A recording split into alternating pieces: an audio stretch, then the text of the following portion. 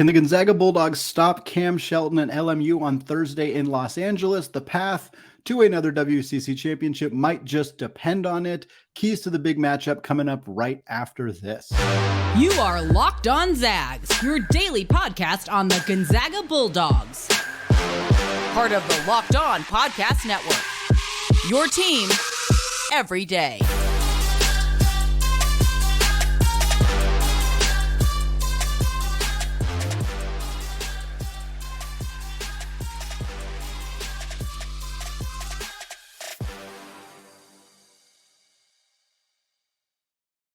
What is going on, y'all? Welcome to the Locked On Zags podcast, part of the Locked On Podcast Network, your team every day. I am your host and longtime Gonzaga podcaster, Andy Patton, here to bring you news and updates on all things Zag athletics.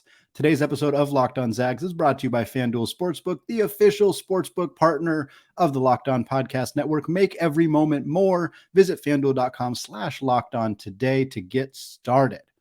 All right, it is WCC Wednesday. We are rolling through the conference today. First up, we're going to look at the LMU game coming up on Thursday, 8 p.m. for the Zags. We're going to talk about 5 keys to victory for Gonzaga, a team that did not beat LMU last time out, what this game might mean for them. We're going to close out the show in the final 2 segments discussing the WCC awards. We're going to take a look at who I am projecting for Player of the Year, Coach of the Year, Newcomer of the Year, Defensive Player of the Year, etc., as well as a projection for the 10 players who will be named to the all-WCC first team this year. It's going to be a really, really difficult decision for the voters to end up picking who's going to make those teams. We'll get to that later in the show. For now, I want to start talking about this LMU game because it's a critical game. LMU, third place team in the conference right now, has beaten BYU, Gonzaga, and St. Mary's, the only team in WCC history to ever do that. They will forever hold that record. That is something that can never, ever be taken away from them as BYU departs the conference next season. A really tremendous accomplishment for Stan Johnson's club.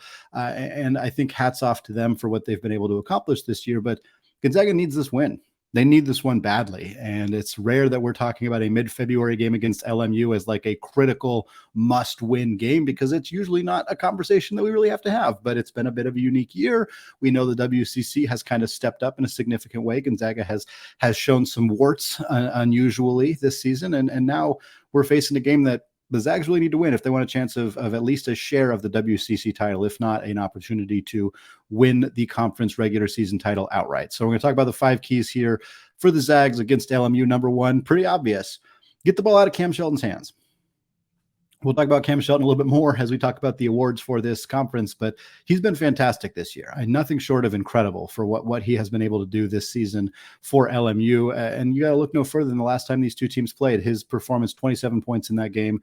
He was an absolute monster down the stretch, held onto the basketball, really kind of forced Gonzaga to try to put pressure on him. They kind of played a little bit more passively than I would have liked. I can remember a lot of situations where Malachi Smith was playing good on-ball defense, but he wasn't putting a lot of pressure. And so Shelton was able to just kind of hold on to the ball for 24, 25, 27 seconds and then go attack the basket. And sometimes it worked and he got a bucket. Sometimes it didn't. But at the end of the day, what was happening is that the 4 minutes left on the clock pretty quickly shrank down to about a minute. And Gonzaga hadn't really been able to make up any room, in part because of LMU's decision to really hold on to the basketball. So I would love to see more pressure defense, more on-ball defense directly in Cam Shelton's face, and really attempts to get him to get rid of the basketball. Put the ball in somebody else's hands. If somebody else on LMU beats Gonzaga on Thursday, fine. You tip your hat, you allow that to happen. But if the Zags let Cam Shelton beat them again, after he had 27 points against this team last time, after he scored 24 second half points against St. Mary's in their victory there, this dude is a killer. He is a conference killer. And if the Zags let him do that again, it's at this point, you have to start to have some serious conversations about what's going on in the coaching staff's room, because that I think they have to find ways to make sure Cam Shelton is not the player who is beating him down the stretch. A couple other keys. Number 2, stay hot at the free throw line. Zags made 16 in a row against BYU, 16 consecutive free throws, most of them taken by Julian Strother and Rasir Bolton. But that was crucial to their success in that game. They had a game plan. Part of their game plan was get BYU's bigs in foul trouble early and then exploit them later in the game when they have backup bigs in the game. They're not able to play Fasuni Traore as much, and then beat him at the free throw line. That was all part of Gonzaga's game plan against BYU last week, and they executed it about as well as they've executed any game plan this season. They deserve credit for that. There was a lot of issues that they had in that game on the defensive end of the floor, a lot of things BYU did that kind of flummoxed Gonzaga, but at the end of the day, that portion of their game plan was executed to near perfection. So let's do it again. Rick Azanza fouled out in 20 minutes against the Zags last time these two teams played. He also had 3 critical blocks and played really, really good defense on Drew Timme. Let's get them in foul trouble again. Let's start that process again. Get Drew Timme the ball. Let him operate. Let him get this team in foul trouble, and then convert. You got to convert. Last time these two teams played, Gonzaga was 15 of 23 from the free throw line. That's 65%. You know what happens if they shoot 18 of 23 from the free throw line? Heck, 17 of 23 from the free throw line, they win the ball game. They lost by 1 point. 65% from the free throw line in a game like that is not going to get it done. If Gonzaga can execute a similar game plan, force LMU into their depth early, and execute down the stretch of the free throw line, they will win this basketball game. Those are critical keys for them in order to win this one. Next up, spacing the floor. The Zags only took 14 threes last time these two teams played. They only made 4 of them, which was obviously part of the issue, but they only took 14. It felt like Gonzaga was force-feeding the ball to Drew Timme because that's what they thought would work. And normally it does. And this is not a criticism of Drew. He wasn't particularly great the last time these two teams played, but he wasn't awful either. The issue was that LMU was ready.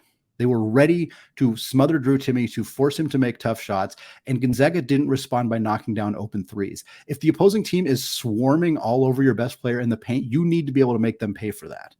Gonzaga has done that this year. A handful of times they have been able to do that this year. They were not able to do it in the kennel the last time these teams played when LMU was in town. They need to be able to do it this time. Last time Rasir Bolton and Malachi Smith were a combined 0 of 3 from deep. It's concerning they didn't make any. It's almost as concerning. It might even be more concerning that they only took 3 between the two of them. These are two of Gonzaga's best three-point shooters outside of Julian Strawther. They need to be guys hitting outside shots, putting pressure on the defense, forcing the defense to come out and guard them, because when they do that, Drew Timme gets more room to operate. You give Drew Timme more room to operate, you are going to win a basketball game by doing that. Key number 4, crash the glass. They were out-rebounded by 9 last time, 38-29. They allowed 7 offensive rebounds to LMU. This is a big issue for Gonzaga. Second chance points are how not as good teams beat better teams. Let's put it that way. LMU, very good basketball team, but them, in order to pull off an upset like this, you need to be able to win those 50-50 balls. Go get the loose balls. Scrap for those second chance points. LMU did it last time. Gonzaga can't let them do it again. 7 offensive rebounds, not going to get it done. I don't care if this eliminates Gonzaga's ability to get out in transition. Quite frankly, Gonzaga hasn't really been able to transition all that well this season anyway. They have tried. Many teams have found it easier to stop Gonzaga from getting out in transition. Part of that is not having as good an outlet passers the way that Chet Holmgren was. Part of it was not having a point guard with the ability to get the ball out and forward in transition the way that Andrew Nembhard did. But part of it is Gonzaga needing to dedicate more attention to cleaning up the defensive glass. In this game, I think that's critical. Send 4 guys, send 3 guys.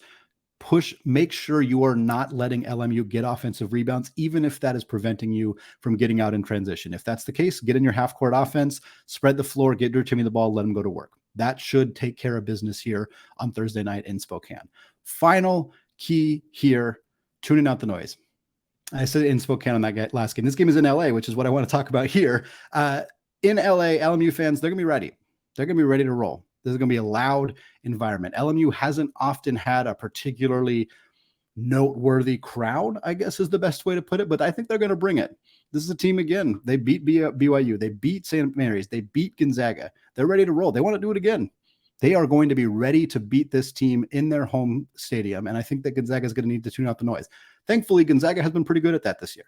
They have gone down on the road in tough environments and come back and won. Now, they didn't do it against St. Mary's. That was the toughest one, but they have done it against BYU. They did it against San Francisco. LMU is as good, better than those two teams, but that still means that Gonzaga has this experience. They know what it's like to have a home crowd screaming at you, yelling, whooping, hooping, hollering, all of that stuff, and they've managed to stay composed and still found ways to get a victory. there's a chance they'll need to do that again. This LMU team is very, very good. And for Gonzaga, if they find themselves in that situation, staying calm, tuning out the noise, and still focusing on executing your game plan should be enough for them to get a victory. Well, like I said, it is WCC Wednesday, and with the conference nearing an end of the regular season, it is time to make predictions for our end of the season awards after a word from today's sponsor, FanDuel. The midway point of the NBA season is here, and now is the perfect time to download FanDuel, America's #1 sportsbook, because new customers get a no-sweat first bet of up to $1,000. That's bonus bets back if your first bet doesn't win. Just download the FanDuel Sportsbook app. It's safe, secure, and super easy to use. Then you can bet on everything from the money line to point scorers to threes drained. Maybe you like Domantas Sabonis to keep putting up huge numbers for Sacramento. Maybe you like Zach Collins in his new role with the Spurs to keep up the high level of production. Maybe you want to make an exclusive bet like Corey Kispert hitting 2 threes in the first 3 minutes of Washington's next game. Plus, you can do all of that, and FanDuel will let you combine your bets for a chance at an even bigger payout with a same-game parlay. So don't miss the chance to get your no-sweat first bet up to $1,000 in bonus bets when you go to FanDuel.com/lockedon. That's FanDuel.com/lockedon to learn more. Make every moment more with FanDuel, an official sports betting partner of the NBA. All right, segment 2, still Andy Patton, still Locked On Zags, still here talking through WCC Wednesday. I want to thank all of you for making Locked On Zags your first listen of the day. For your second listen, check out the Locked On College Basketball podcast. We're getting closer and closer to March, and your host, Andy Patton here, and Isaac Shade are bringing you everything you need to know about college basketball. Big name experts, analysts, insiders, coaches, players, all of it. Locked On College Basketball, available on YouTube and wherever you get your podcasts. All right, it is awards season, or it is getting closer to awards season, I should say, for the WCC. I want to take a look at who I am projecting to win the key major awards in the WCC. That is, of course, Player of the Year, Coach of the Year, Newcomer of the Year, which is not Freshman of the Year, I might add, Sixth Man of the Year, and, of course, Defensive Player of the Year. Going to go through those guys one by one here. Player of the Year, I'm still rolling with Drew. I'm going with Drew Timme. It's kind of a 3-man race, 4-man race, arguably. Cam Shelton, who we spoke about in the first segment for LMU, he is definitely right in that conversation for Player of the Year. Brandon Podziemski from Santa Clara, he is in that conversation as well. I think to a lesser extent, Aiden Mahaney is in the conversation, that star freshman point guard for St. Mary's. His numbers are not quite as good. St. Mary's is a bit more balanced of a team, so there's not really one guy dominating for them. I do think that he is at least part of the conversation, but quite frankly, Drew Timme he's still the man. He's still the guy. Drew Timme leads the conference in points per game, 21.1. As we're recording this right now, of course, on Valentine's Day here, he's leading the conference in field goals made. He's leading the conference in field goal percentage. He is also 6th in the conference in rebounds, and believe it or not, tied for 5th in assists. Leading scorer, top 5 assist maker, top 6 rebounder, leading in field goal percentage. #1 team, or at least tied for the #1 team. Hard to go against that. There's almost fatigue surrounding Drew Timme because he won this award last year, because he's been a multi-time All-American, because people like to joke about how old he is, despite the fact that he is just a regular senior, right? He's a regular senior. He's not even a 5th-year guy. He's not Rasir Bolton, who's been back for multiple years. He's just a regular senior who's just been killing it since he was a freshman. I know there's fatigue around that, but the argument for Drew Timme to win the Player of the Year is pretty sound. It's pretty significant right now. We'll see how things shake out. Of course, Gonzaga still got another game against St. Mary's. There's obviously things that could change. If Cam Shelton drops 30 and LMU wins on Thursday, that might change the equation a little bit as well. But right now, bias aside, I'm still rolling with Drew Timme, the guy who's leading the conference in points. Coach of the Year right now, same guy who won it last year, sticking with it, Randy Bennett. It's hard to go against Randy Bennett right now. There are 2 coaches who I think have a very significant argument for this award. Randy Bennett at St. Mary's, Stan Johnson at LMU. I would not be upset if Stan Johnson won this award. LMU was not projected to be a top 3 team in the conference. And yet here they are. We already mentioned the phenomenal stat that I will mention again. Only team ever to beat to beat BYU, St. Mary's, and Gonzaga in the same season. That's pretty tremendous. That's coming from a team that was projected to finish 6th, 7th, maybe as low as 8th by some people in the WCC. A team that lost Eli Scott, their leading scorer from last year, one of the best players they've had in a very long time, rebuilt their offense, spread the floor a little bit more, let Cam Shelton go to work, and has created a very, very dynamic offense. Having said all of that, Randy Bennett has one of the best teams in the entire country. Love him or hate him, and I know where many of you fall on that spectrum, Randy Bennett has one of the best teams in the country. St. Mary's top 10 in net, top 10 in Ken Palm. Obviously, they had that dip against LMU, but predominantly have been very, very excellent. Bennett's doing a really good job with the personnel that he has. He has cultivated an incredible defense. They are a better offensive team than they've been in a really long time. The development on that staff is phenomenal. Randy Bennett deserves this award. It's going to be close between him and Stan Johnson. I think if two people could win it, I would give it to both of them. But I think there's a really compelling argument for both of them. Having said that, St. Mary's being as good of a program as they are right now, it's hard to not lean in that direction. Newcomer of the year, again, not freshman of the year. Where at freshman of the year, it would be quite obvious. It would be Aiden Mahaney, who is clearly the best freshman in the entire conference. But because this is newcomer of the year, I think you got to go with Brandon Podziemski. Brandon Podziemski's star guard for Santa Clara. He has been phenomenal this year, currently averaging 19.5 points, 8 rebounds, 3.2 assists, and 2 steals per game, doing all that while shooting 43% from deep. This is a guy who averaged 1.5 points last year at Illinois. He was at Illinois. He played most of their games, but he played very few minutes, I think about 4 minutes per game, 1.5 points per game, decided to enter the transfer portal. Herb Sendek snapped him up at Santa Clara, and now he's a 20 points per game scorer.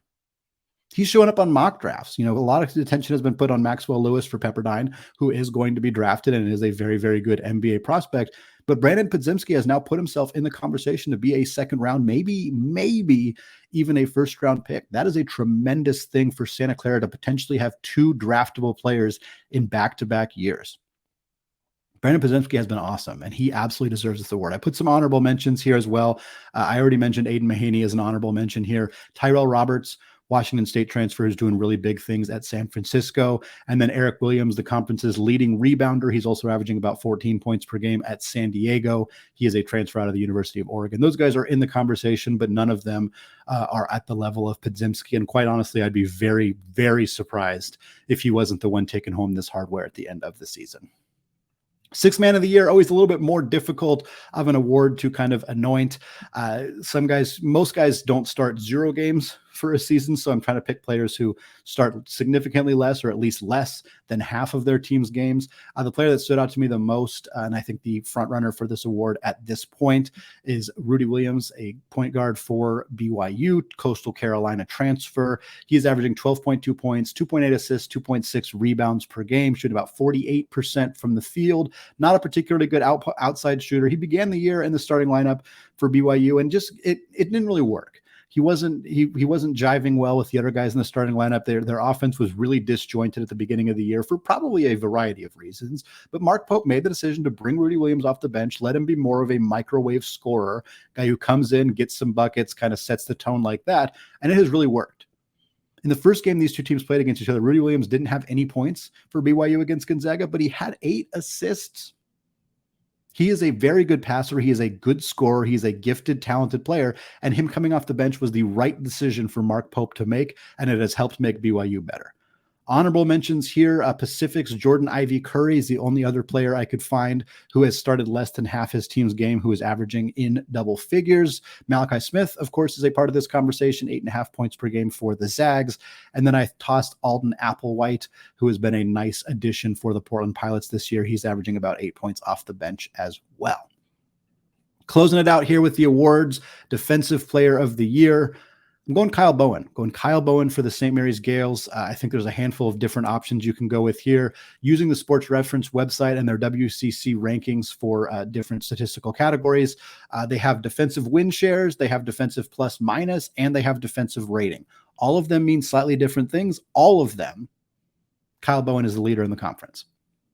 Kind of makes the decision a little bit easier. The advanced analytics numbers love Kyle Bowen as the best defensive player in this conference. The eye test, for anybody who has watched even just Gonzaga's game against St. Mary's, but any other St. Mary's games, Kyle Bowen is a fantastic defensive player. He's averaging 7.8 rebounds per game. He's averaging 1.3 steals. He's averaging about a block per game. But more than the actual numbers on the court and the actual statistics, we're talking about a guy who can guard 2 through 5. You could argue he can guard 1 through 5. He plays fantastic post defense. He's great at taking charges. He's a good perimeter defensive player. When they've used him in traps, he has been capable there. There's nothing on that end of the floor that he can't do. He's not much of an offensive player. He's averaging less than 6 points per game. Granted, St. Mary's doesn't score very many points per game, so that's kind of okay.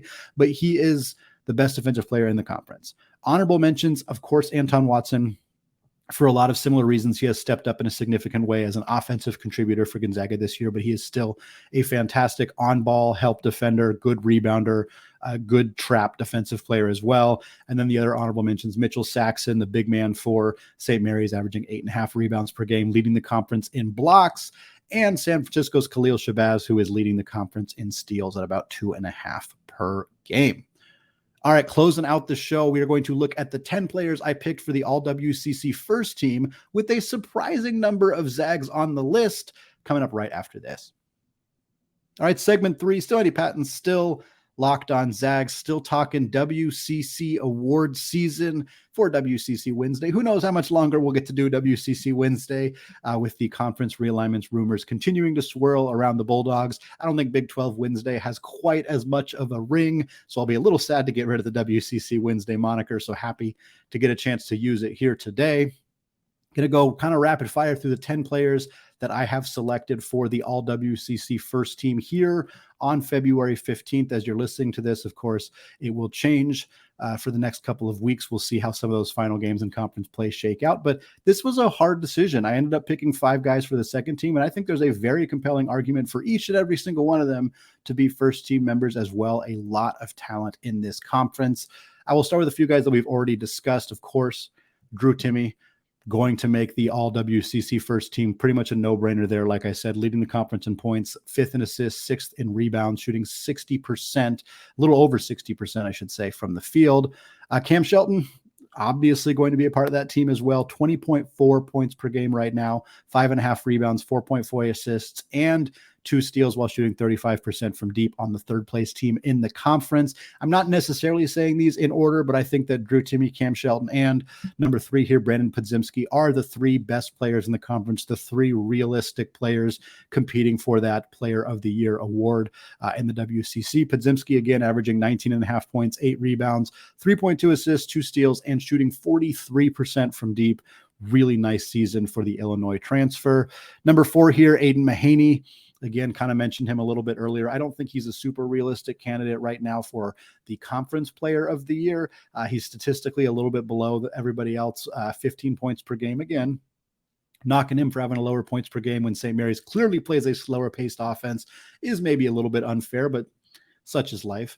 2.5 boards, 2 assists. I think that's a knock on him a little bit, as he's not a particularly great distributor right now. I think he will get better at that as he just gets more acclimated to playing at the college level. He is a dead-eye outside shooter, though, of 41% from deep. Those were the 4 that were pretty much locks. There's a few other guys that I pretty confidently penciled in, but after that, there's a lot of different ways this thing could go. Next up for me, Maxwell Lewis out of Pepperdine. I alluded to him a little bit earlier as being the best draft prospect in the WCC. That's still very true. Him and Podziemski are the best draft prospects. Strother kind of falls in right around that category as well. But Lewis, 17.5 points per game, 6 boards, 3 assists, shooting 36% from deep. Pepperdine is bad. They have not been a good team this year, but Maxwell Lewis has been absolutely awesome, and he will continue to be for as long as he stays in the Pepperdine uniform, which is only going to be a couple more weeks before he ends up heading out to the NBA draft. Next up, this was another easy pick for me, Khalil Shabazz out of San Francisco, the all-time leading three-point shooter in Don's history, 5th-year guy coming back to USF for one more go-around. He's been excellent. San Francisco has been a bit disappointing this year, which I'm sure is eating at him a little bit as a guy who kind of came back for one more go-around. He's still having a fantastic year, though. 16 points, 5.5 rebounds, 3 assists, 2.2 steals, shooting 34% from deep for Shabazz. After that, there's about 10 names that I had to whittle down to those final 4 spots. One of them, I couldn't ignore him, even though I've seen a lot less of him because the Zags have not played San Diego yet. That is Marcellus Earlington. Earlington's averaging 17.5 points per game.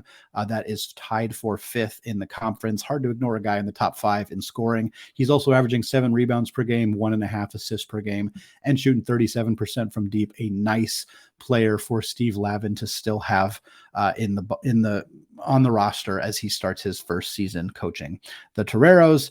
3 more guys here to get through. Logan Johnson for St. Mary's. It felt wrong to not have 2 St. Mary's players on this roster. Logan Johnson is the second best player. You could argue the first best player on St. Mary's just in terms of his all-around contributions to this team. He's averaging about 14 points, 5 rebounds, about 4 assists. He's not a particularly efficient shooter, which has got to be something that Randy Bennett struggles with as a coach who really kind of seeks out highly efficient scoring players. But when he's on, he's one of the best scorers in the entire country. Next up, this is a guy I really struggled figuring out what to do with him. I felt like there needed to be somebody from BYU. And while statistically, he's a little lower than some of the other guys, I do think he deserves a spot. That is Facini Traore. Traore is averaging 13 points, 7.8 rebounds, a little over an assist. He's also shooting 60% from the field, one of the most efficient scorers in the entire conference. And then closing it out, we're not going to go with just one Zag on the awards list for the WCC first team. That would be very unprecedented. So we are going with 2. Julian Strother does get that final spot on the all-WCC first team for me. 14.5 points, 6.5 rebounds, 1 assist, shooting 41.5% from deep. What that means is that 5 really, really good players got left off of this list, and there are more than 5. Lots of good players who didn't make either of these 2 spots right now. The 5 guys that I listed as my second team members, last year the WCC had 6. For those guys, Tyrell Roberts, he was the highest scoring player that I did not have on the list. He is that transfer guard from Washington State, currently playing alongside Khalil Shabazz at San Francisco. Tyler Robertson from the University of Portland, I initially had him on the list and ended up moving him down. He has not been very efficient this year. He's under 40% from the field, under 33% from 3, but he's a double-digit scorer. He's averaging more than 5 rebounds and more than 5 assists per game. Not any other players in the conference who are doing that. I think there's a pretty reasonable chance he ends up as a first-team member, but for me, I just couldn't quite find a spot to put him on that team.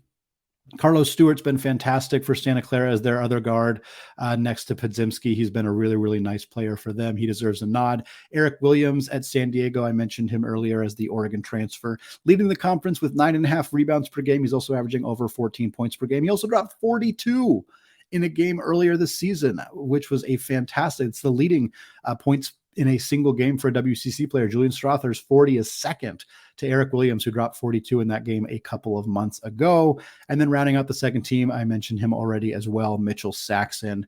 Again, hard to ignore him, and the 8.5 rebounds, the 12 points, the conference leading blocks per game. That means that there's only 2 Zags out of the top 15 here. I kind of struggled with that a little bit, but part of the narrative around Gonzaga this entire season has been that there hasn't been a lot of players stepping up outside of Drew Timme. And looking at the statistics, the eye test from having watched a ton of WCC basketball, I think this is right.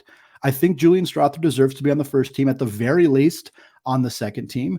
Drew Timme, clearly first team member, likely WCC player of the year, at least right in that conversation. But after that, I wouldn't put Rasir Bolton over these players. You could make an argument that he's a better basketball player. Absolutely would hear that argument. I think a lot of the players on Gonzaga's roster are better basketball players, but that's not what this is about. It's about your production during the regular season. I'm leaning with the guys that I got here. I think Rasir Bolton is very close. I think Anton Watson is very close. I think that if there will be an honorable mentions, and I think those guys will be in that conversation, along with a few other guys who didn't make the cut here. Keelan Boone at Pacific is very good. Moses Wood at Portland is very good. Those are just a handful of guys who come to mind right now. Spencer Johnson at BYU is another one, but I think Gonzaga's maybe only going to have 2 guys here, and I think that that's kind of a testament to what their season has been like for the Bulldogs this year. All right, that is going to do it for me today. Don't forget to check out the Locked On College Basketball podcast. It's available wherever you get podcasts. also available on YouTube. Go hit subscribe on there. Go hit subscribe on Locked On Zags if you haven't done so yet as well. Leave us a review on iTunes. Again, you could find the show wherever you already get podcasts. Find us on YouTube. Want to thank you all again for making Locked On Zags your first listen of the day. And as always, go Zags.